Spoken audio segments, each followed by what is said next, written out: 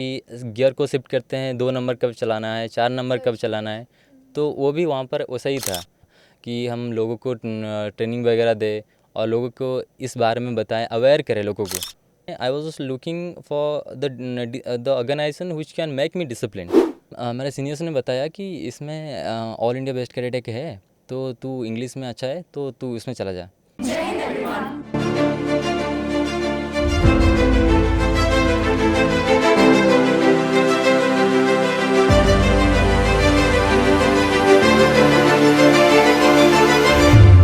Jai Hind everyone. Welcome to another episode of Voice of Red Hackle, a podcast of the cadets, by the cadets, and for the cadets. Today we have with us Cadet P.N. Pavitra Bhoy. He has done RDC IGC camp as well as participated in a mega cyclotron in which he covered 1250 kilometers, for which he received the state governor's commendation. Welcome to the podcast, sir. Thank you, man. And I'm very much excited to, begin this conversation. So, sir, how do you feel regarding visiting the capital and attending this camp? Okay, ma'am. Firstly, I'm very much excited, and for me, this is a very great thing that I'm here today with you all and attending this EVSV camp, which is conducted by Delhi. And yes ma'am ma'am और अगर मैं बताना चाहता हूँ कि हमारा एक hype होता था। जैसे कि हमारा सीनियर्स ने बताया था कि आरडीसी होता है, मेनली जो कैंप होता है जैसे आरडीसी हो गया, वाईपी हो गया और जैसे ऐसे नेशनल कैंप्स हो गया। तो जो हमारा कॉलेज में जितने भी सब सीनियर्स गए थे तो उनको बहुत रिस्पेक्ट मिलता था कि ये आरडीसी करके आए हैं, ये वाईपी करके आए हैं। तो हमें भी उतना उतना एक्साइटमेंट होता था कि उसके लिए पार्टिसिपेट करें और वहाँ पर जाके हमारा ग्रुप को और हमारा डायरेक्टरेट को रिप्रेजेंट करें। तो ऐसा एक मोटिवेशन था कि हाँ, एक दिन जाएँगे और करेंगे। लेकिन मैंने बहुत प्रयास भी किया था। जैसे आरडीसी के लिए मतलब अटेम्प्ट किया था। आईजीसी तक गया था लेकिन वो हो नहीं पाया। लेकिन today I am feeling very proud that I am here today. So, sir, how has the NCC's physical training helped you in the mega cyclotron as well as developing your character? Okay, ma'am. So firstly, NCC's physical training helped me a lot because when we are in like mega cyclotron event, then it is not all about just it is all about the endurance. So how much endurance you have. So हम जब लोग वहाँ पर गए तो firstly हमारा तो selection लिया गया था। जैसे कि हो गया हमें 19 मिनट में 22 किलोमीटर को कवर करना होता था। तो उसमें फिजिकल एंड्योरेंस बहुत चाहिए थे। And another thing is that Orissa is like एक मतलब डाइवर्सिफाइड जो चीज़ है ना, जैसे कि हिली एरिया हो गया, हिली टेरेन और नॉर्मल सी प्लेन एरिया भी हो गया। तो मतलब मैम हमको वहाँ पर मतलब उस अ, वो जो अकोमोडेट होके उस जगह को अकोमोडेट मतलब होके चलना पड़ता था। तो हिली एरिया में थोड़ा डिफ़िकल्ट होता था, तो जो कि हमें हेल्प किया हमारे फिज़िकल एंड्योरेंस हम जब हमारे सीनियर्स ने और जो भी हम किए थे, तो वो हमें बहुत ही हेल्पफुल हुआ और वो नॉर्मल एरिया में तो चल जाता था।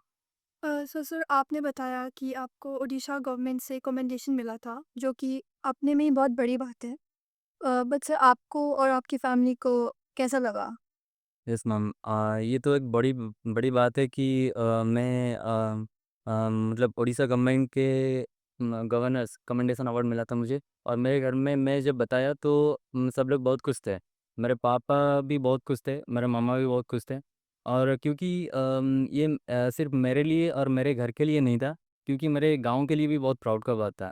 क्योंकि आज तक कोई मैं बहुत रूरल एरिया से आता हूँ, तो वहाँ पर कोई इतना मतलब अवार्ड वगैरह पाया नहीं था अब तक। तो मैं पहला ही वो शख्स था जो मुझे मिला था गवर्नमेंट का गवर्नर्स का अवार्ड। तो ये मेरे में तो प्राउड का बात है और मेरे गाँव के लिए भी बहुत था।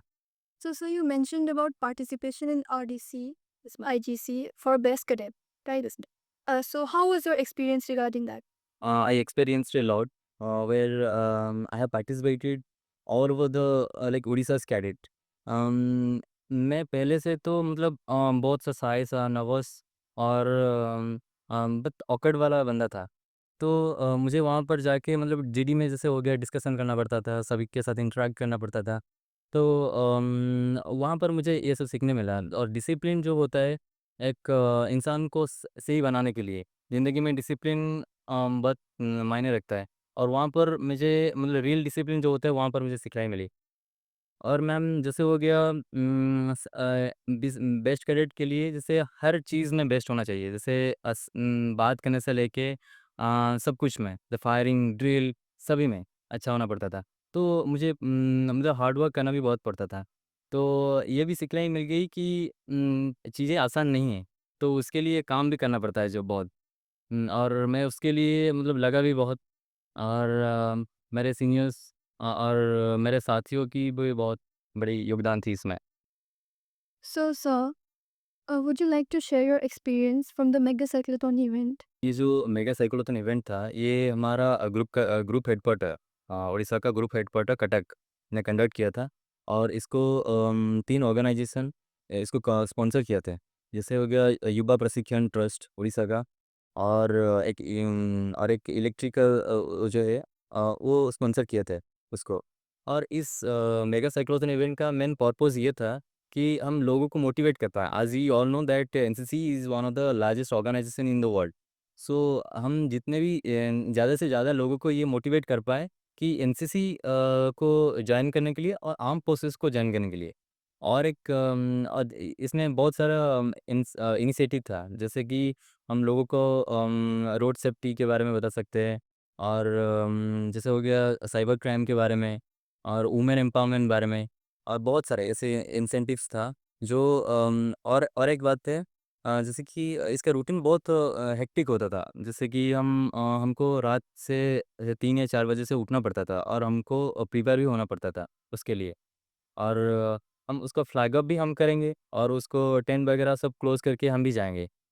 तो इसमें थोड़ा टाइम लगता है और इसमें एक बड़ी चीज़ मैं ये सीखा कि टीम वर्क।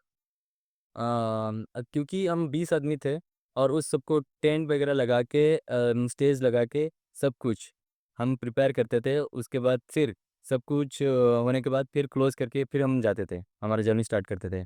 ये जो जर्नी था ये बहुत लॉन्ग जर्नी था जिसमें हम बहुत सारे मतलब उड़ीसा से बिलॉन्ग करता हूँ, लेकिन इतना सारे मतलब खूबसूरत खूबसूरत जगह उड़ीसा में होगा ये मुझे मालूम नहीं था। मैं ये एक्सपीरियंस किया कि मतलब बहुत सारे खूबसूरत जगह है जो अभी भी मुझे मालूम नहीं था। और उड़ीसा के सारे सी बीचेस से लेके कोस्टल रीजन सब कुछ हमने कवर किया था। और मैम ये तो होता था कि नॉर्मल एरिया में जब हम ट्रैवल करते थे तो वो थोड़ा कंफर्टेबल होता था। लेकिन जब व्हेन वी आर कन्वर्टिंग और when we are moving towards the hilly region, hilly terrain, तो वहाँ पर थोड़ा दिक्कत होता था क्योंकि हम माउंट करते थे ना उसको। तो मैम वो थोड़ा डिफ़िकल्ट होता था। और एक मैम हमारा जो सिलेक्शन प्रोसेस प्रोसेस था। अम, मैम हम नॉर्मल साइकिल तो चलाते थे, लेकिन वो वाला जो साइकिल था वो बहुत ही डिफरेंट था, क्योंकि उसमें गियर्स वाला होता था। हमें गाड़ी में जैसे हम करते हैं ना मैम, कि गियर को शिफ्ट करते हैं, 2 नंबर कब चलाना है, 4 नंबर कब चलाना है, तो वो भी वहाँ पर वैसा ही था। तो उसके अकॉर्डिंग हमें शिफ्ट करना था गियर। तो अगर हम थोड़ी सी भी मतलब गलती कर देते तो वो चेन खस जाएगा, तो उसको लगाना भी बहुत प्रॉब्लम होता था वहाँ पर। और मैम और एक जैसे हो गया कि उसका जो हैंडल वगैरह हो गया वो थोड़ा सीट के हिसाब से वो रहता है, तो उसको चलाना भी थोड़ा दिक्कत होता था। तो हमेशा जब मतलब बहुत ट्रैवल करते थे ना हम, दिन में आसपास हम 50 से एबव किलोमीटर हम ट्रैवल करते थे। फिर वहाँ पर एक जगह पर जाके सेटल होते थे। और वहाँ पर मैंने जो बताया कि जैसे भी हमारा इंसेंटिव्स वगैरह था कि हम लोगों को ट्रेनिंग वगैरह दे और लोगों को इस बारे में बताएं, अवेयर करें लोगों को, तो वो सब हम करते थे, इवनिंग में प्लान करते थे। और हमारा कुछ इवेंट्स ही होता था वहाँ पर बच्चों के साथ। जैसे हम बेसिकली एनसीसी के बच्चों के साथ ही रहते थे जाके, जहाँ जहाँ पर भी एनसीसी होता था हम वहाँ पर ही जाकर रुकते थे। तो एनसीसी के स्टूडेंट्स को भी मोटिवेट करते थे, उनकी क्लास भी लेते थे। और इसके अलावा हम लोगों को वहाँ पर जो लोकल लोग थे, हम उनको भी बताते हैं कि एनसीसी क्या है और हमारा कंट्रीब्यूशन क्या है हमारे नेशन के और जैसे रोड सेफ्टी हो गया। और आजकल तो हम जितने भी मतलब देश डेवलप हो रहा है, तो सभी को अवेयर होना पड़ेगा कि डिजिटल के बारे में, डिजिटली अवेयर होना पड़ेगा। क्योंकि मतलब साइबर क्राइम जो होता है वो जितना भी हम जानेंगे इस डिजिटल को, मतलब नेटवर्क को जितने भी जानेंगे तो हम उससे बच सकते हैं। तो इसके बारे में हम उनको लोगों को बताते थे। जैसे हो गया, हम नॉर्मल एरिया में जब ट्रैवल करते थे तो वो थोड़ा इतना भी ज़्यादा ये नहीं होता था, लेकिन धूप बहुत ज़्यादा होता था। और मैम हम टी ब्रेक भी करते थे बीच बीच में। और बड़ी सी बात ये है कि हम जब भी ट्रैवल करते थे, हम जहाँ पर भी मतलब खेल कूद हो गया हम करते थे उधर, लोगों के साथ ही करते थे। तो ये भी थोड़ा इंटरेक्ट होने मतलब इंटरेक्ट किया। और मैम हम जगह एक पहुँचे जो है जगन मोहनपुर, उड़ीसा का एक जगह। वहाँ पर मैं मैम क्या होता ना, वहाँ पर रात रात में हाथी आता था, तो वहाँ पर पावर कट सब हो जाता था, तो ये थोड़ा डिफ़िकल्ट होता था। और जैसे कि हो गया इंडस्ट्रियल एरियाज़ जो सब हो गया, जैसे कि तालचेर वगैरह हो गया, आपको तो पता ही होगा कि कोल इंडस्ट्री है वहाँ पर। तो वो सब जगह पर थोड़ा मतलब पोल्यूशन वाला एरिया था, तो वो थोड़ा दिक्कत होता था। और मैम हम जब ट्रैवल करते थे नॉर्मल एरिया में, तो वो तो मतलब इतना डिफ़िकल्ट नहीं था। लेकिन हम जब शिफ्ट हुए टेरेन एरिया में, तो टेरेन एरिया मतलब मैम वो ये नहीं कि 2-3 किलोमीटर, ये वो पूरा 30-40 किलोमीटर ऐसा लंबाई होता था। हम ऐसा लगता था मैम, हम जब और एक एक्सपीरियंस किया था मैम, हम जब चढ़ाई करते थे तो बहुत डिफ़िकल्ट होता था कि उसको 2 नंबर की गियर में डाल के उसको चढ़ना पड़ता था। लेकिन जब हम पहाड़ के ऊपर से जब नीचे तरफ आते थे, वो मतलब जन्नत की सुख देती थी वो। सर, आपने बताया कि आप दूसरों को मोटिवेट करना चाहते थे एनसीसी ज्वाइन करने के लिए, पर सर आपका मोटिवेशन क्या था एनसीसी ज्वाइन करने का? I was just looking for the organization which can make me disciplined. And जब मैंने उसके बाद मैंने क्या किया ना, ग्रेजुएशन बस सिंपली कर दिया, क्योंकि उसके बाद सीडीएस होता है, तो सीडीएस के लिए भी प्रिपरेशन करना पड़ता है और जो ग्रेजुएशन मांगता है। तो हमारे घर में इतना financially I was not that much stable that my father और mother can afford me to like for the education of like जो होता है ना B Tech and all. So ma'am वो मैं कर नहीं पाया। लेकिन मेरा इंजीनियरिंग में थोड़ा इंटरेस्ट था अच्छा। तो मैम मैंने क्या किया, बस ग्रेजुएशन कर लिया। तो मैं जब गया, मैं पहले ही दिन में मतलब अंडर ग्रेजुएशन में जब था मैं, तो मैम मैं देखता था कि ये क्या ये सारे हमारे मतलब कॉलेज में यूनिफॉर्म तो सभी का सेम होता है, लेकिन एनसीसी वालों का थोड़ा डिफरेंट होता है, टी शर्ट से लेके उनका वर्दी। तो पुलिस वाला यहाँ क्या कर रहे हैं, मतलब मेरा दिमाग में थॉट यही होता था।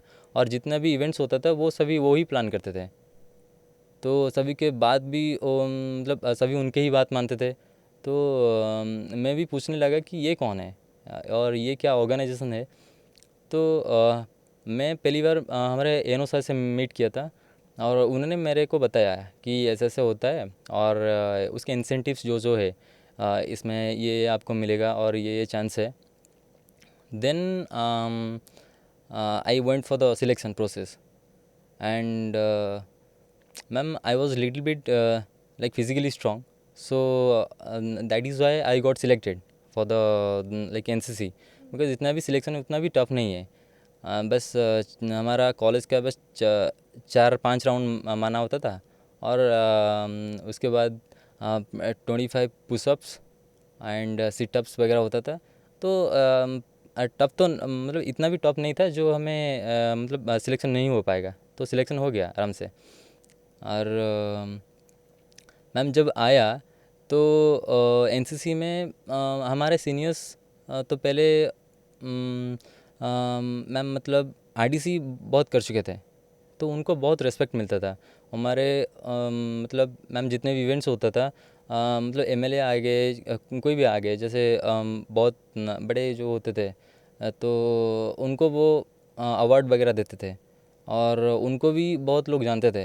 हमारे कॉलेज के सारे स्टाफ्स उनको पता था, मतलब ये करके आए हैं, और प्रिंसिपल से वो तो मतलब बहुत करीबी होते थे। तो मैम हमारे सीनियर्स ने मुझे ऐसे ऐसे बताया कि ये सब मतलब इवेंट्स होते हैं, जैसे नेशनल कैंप्स हो गया और आईडीसी वाईपी, ये सब नेशनल कैंप में तो आता है। तो मैम ऐसे ऐसे हो गया।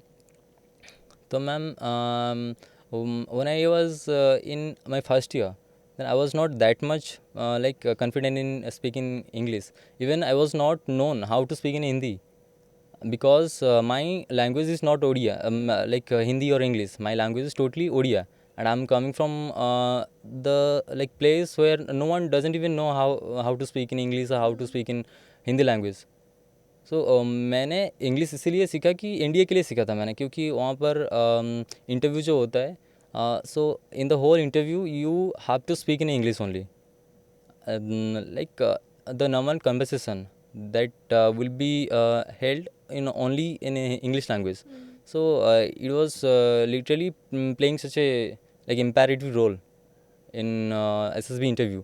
So for that I was practicing English. I just want to mention one application that is तो एक एप्लीकेशन था, इंग्लिश बडी एप्लीकेशन, जहाँ से ये तो मतलब ये प्लेटफॉर्म जो है ये टोटली फ्री ऑफ कॉस्ट है, और जहाँ पर आप मतलब वेरियस कंट्री और वेरियस स्टेट के लोगों के साथ भी आप इंटरेक्ट कर सकते हैं, और उनका एक्सेंट भी मतलब आप फॉलो कर सकते हैं उनमें से।